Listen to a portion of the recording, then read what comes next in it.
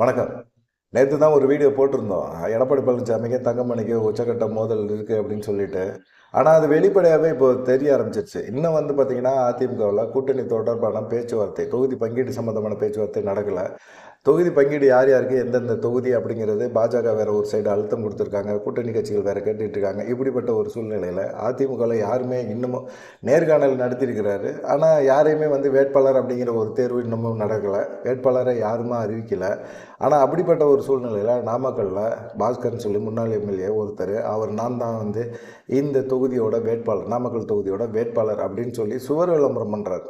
அப்படின்னா இது எடப்பாடி பழனிசாமி நாலேஜ் இல்லாமல் தேட முடியுமா அப்படிங்கிற ஒரு கேள்வி அதிமுகவில் கேட்குறாங்க.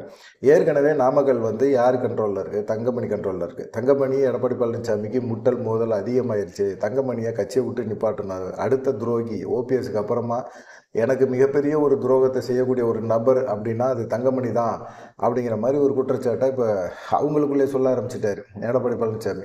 இது தங்கமணி நாலேஜ் வரைக்கும் போய் தங்கமணி பயங்கர டென்ஷன். எடப்பாடி பழனிசாமி என்னென்ன துரோகம்லாம் கட்சிக்காக பண்ணுறாரு, கட்சியை எப்படியெல்லாம் விற்கிறாரு, பார்ட்டாக பிளாட்டு போட்டு விற்கிற மாதிரி விற்றுக்கிட்டு இருக்கிறாரு, கட்சியை அழிச்சிக்கிட்டு இருக்கிறாரு அப்படிங்கிற மாதிரி அவரும் குற்றச்சாட்டு சொல்கிறாரு. எடப்பாடி பழனிசாமி வந்து அங்கே என்ன சொல்கிறாரோ அதை வந்து தங்கமணிகிட்ட சொல்கிறவங்களும், தங்கமணி பேசுகிறத எடப்பாடி பழனிசாமிகிட்ட சொல்கிறவங்களும் சொல்லி இப்போ தங்கமணி எடப்பாடி பழனிசாமிக்குள்ள ஒரு பேச்சுவார்த்தையே இல்லை.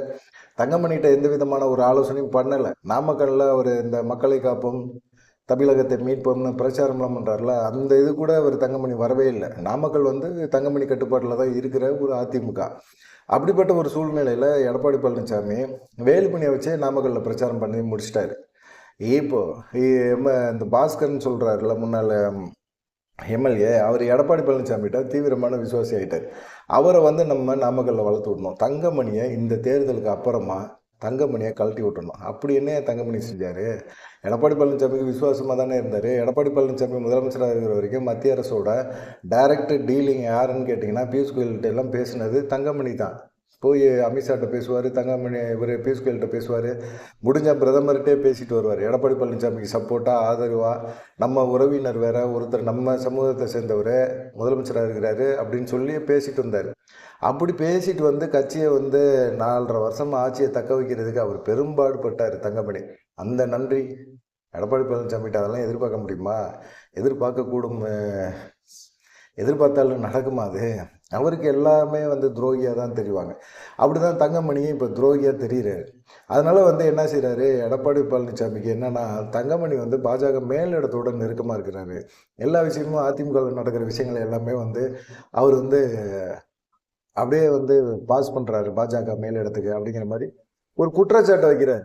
ஆனால் உண்மையிலே என்ன நடந்துச்சு அப்படின்னு கேட்டிங்கன்னா, இதே குற்றச்சாட்டை தான் ஓபிஎஸ் மேலேயும் வச்சார். ஓபிஎஸ்ஸுக்கும் இப்படி தான் பண்ணார். ஓபிஎஸ் இது மாதிரி பண்ணிகிட்டு இருக்காரு, என்னால் வந்து செயல்படவே முடியல, நம்ம இங்கே நடக்கிற எல்லா விஷயங்களையும் பாஜகவுக்கு சொல்கிறாரு, நம்ம பாஜகவோட கூட்டணி வேணான்னு சொன்னால் பாஜகவோட கூட்டணி வைங்கன்னு சொல்லி ஒரு அழுத்தம் கொடுக்குறாரு. நாடாளுமன்ற தேர்தலில் என்னால் சரியான ஒரு முடிவை எடுக்கவே முடியாது, இப்படி ஓபிஎஸ் இப்படி வந்து நம்மளை டார்ச்சர் கொடுத்தா அப்படிங்கிற ஒரு எண்ணம்லாம் அவர் சொல்லிக்கிட்டு இருந்தார். இதெல்லாம் கேட்கும்போது எல்லாத்துக்கும் பரவாயில்லடா, எடப்பாடி பழனிசாமி நல்லா செயல்படுறாரு போல இருக்கு, ஓபிஎஸ் தான் அவரை வந்து வேற டைரக்ஷனில் கொண்டு போகிறாரு அப்படின்னு சொன்னால் நினச்சி அப்புறமா இவரை பொதுச்செயலாளர் ஆக்குன்னா கடைசியில் எடப்பாடி பழனிசாமி தான் சொதப்புறது, கட்சியை தவறான நபர் கையில் கொடுத்துட்டோமியா அப்படிங்கிற மாதிரி இப்போ எல்லாருமே ஃபீல் பண்ண ஆரம்பிச்சிட்டாங்க. இப்போ தங்கமணி முதற்கொண்டு இப்போ ஃபீல் பண்ணுறாரு அப்படின்னா என்ன அர்த்தம்? தங்கமணிக்கே புரிஞ்சு போச்சு எடப்பாடி பழனிசாமி இனிமேல் சுத்தப்படாது அப்படின்னு சொல்லி. நாமக்கல் மாவட்டம் தங்கமணிக்காக கொடுக்கப்பட்ட, எப்படி வேலுமணிக்கு கோயம்புத்தூர் கொடுத்துட்டு சும்மா கம்முன்னு போயிட்டு வேலுமணி கண்ட்ரோலில் வச்சிருக்கிறாரு அப்படின்னு பார்த்துட்டு வர்றாருல எடப்பாடி பழனிசாமி, அதே போல் நாமக்கல்லை வந்து யார்கிட்ட கொடுத்துருக்கிறாரு? தங்கமணிகிட்ட ஒப்படைச்சிருக்காரு, சொந்தக்காரர் வேறு. அப்படிப்பட்ட ஒரு சூழ்நிலையில் அவர்கிட்ட வந்து டார்ச்சர் கொடுத்தா என்ன பண்ண முடியும்? அவருக்கு எதிராக ஒருத்தரை வந்து முன்னாள் எம்எல்ஏ வந்து இப்போ பிரச்சனைக்கு கிளப்பி விட்டுக்கிட்டே இருக்கிறாரு. அவர் இந்த பாஸ்கருங்கிற முன்னாள் எம்எல்ஏ என்ன செய்கிறாரு? எடப்பாடி பழனிசாமி ஆதரவோட, எடப்பாடி தீவிர விசுவாசி பாஸ்கர் ஆசியோட, எடப்பாடி ஆசியோட பாஸ்கர் வந்து இந்த நாமக்கல் தொகுதியில் வந்து வேட்பாளர், அதிமுக வேட்பாளராக போட்டி போடுறாரு அப்படின்னு சொல்லி இவர் பண்ணுறாரு. ஆனால் உண்மையிலே மாவட்ட செயலாளர் சொல்கிறது தான் வந்து எடப்பாடி பழனிசாமி கேட்கணும். ஆனால் நான் கேட்க மாட்டேன் அப்படிங்கிற ஒரு முடிவில் எடப்பாடி பழனிசாமி இருக்கிறார். இப்போ வந்து அவர் என்ன செய்கிறாரு?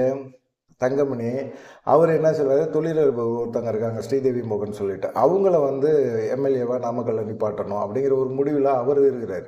இப்படி வந்து தொடர்ந்து இருக்கிறாங்க. கிட்டத்தட்ட ஒரு இந்த 6 ம், சட்டமன்ற தொகுதிகள் இருக்குல்ல, அந்த 6 சட்டமன்ற தொகுதிகளில் 2 தொகுதியை வந்து பாஜக வாங்கிடுது. கேபி ராமலிங்கம் வாங்கிறாரு, விபி துரைசாமி வாங்கிறாரு. விபி துரைசாமி எடப்பாடி பழனிசாமி நிறைய நெருக்கத்தில் இருக்கிறனால திருச்செங்கோடு, ராசிபுரமோ இவங்க 2 பேருமே அவங்க பிரிச்சுக்குவாங்க. அதனால பிரச்சனை கிடையாது. இப்போ என்ன பண்ணிட்டாரு, இவர் வந்து தங்கமணி வந்து அவர் வந்து ஸ்ரீதேவி மோகனுக்கு கொடுக்கணும்னு சொல்லி இருக்கிறாரு. அதுக்குள்ள பாஸ்கர் என்ன செய்கிறாரு, செவரு விளம்பரமா அடிச்சு ஒட்டி எல்லாமே பண்ணிட்டாரு. எடப்பாடி ஆதரவோட அப்படின்னு சொல்லி அவர் ஓட்டுறாரு. இப்போ தங்கமணிக்கு கடுப்பு வருமா வராதா? யார் மேலே கடுப்பு வரும்? பாஸ்கர் மேலே கடுப்பு வந்து அவர் மேலே நடவடிக்கை மாவட்ட செயலகங்கள் முறையில் எடுக்கலாம். ஆனால் அவர் எடப்பாடி பழனிசாமி என்ன செய்வார்? அவர் கட்சியை விட்டு இவரை நிப்பாட்டுவாரா? கட்சிக்கு இன்னும் வேட்பாளரே அறிவிக்கலை. நீ எப்படி வந்து இவர் வந்து இப்படி வந்து சூழல் பண்ணிட்டு இருக்காரு, இது அசிங்கமா இல்லையா அப்படின்னு தங்கமணி கேட்டால் எடப்பாடி பழனிசாமி என்ன சொல்லணும்?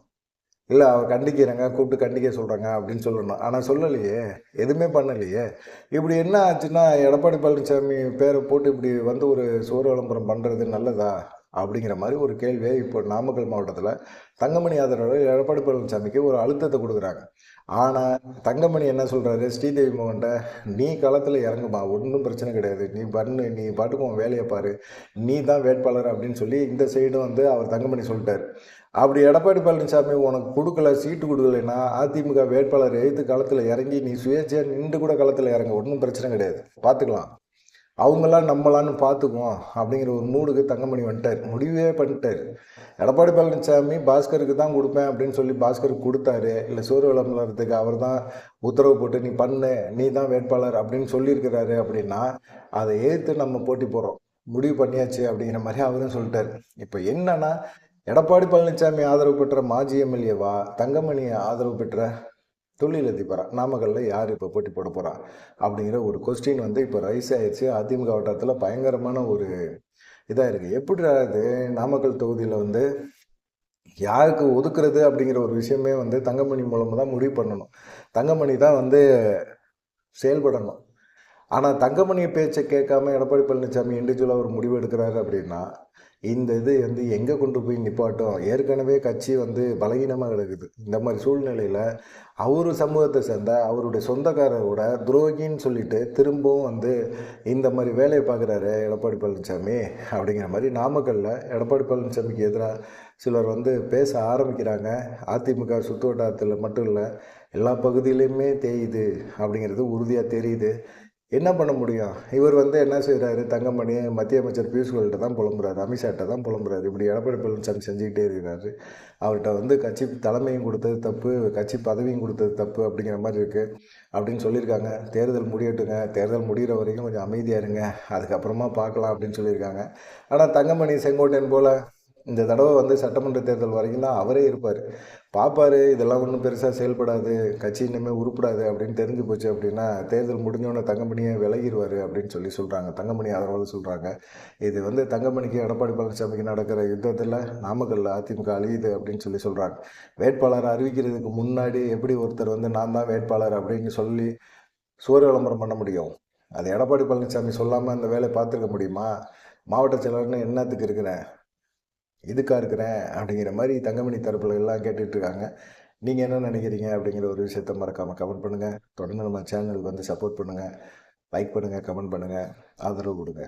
நன்றி, வணக்கம்.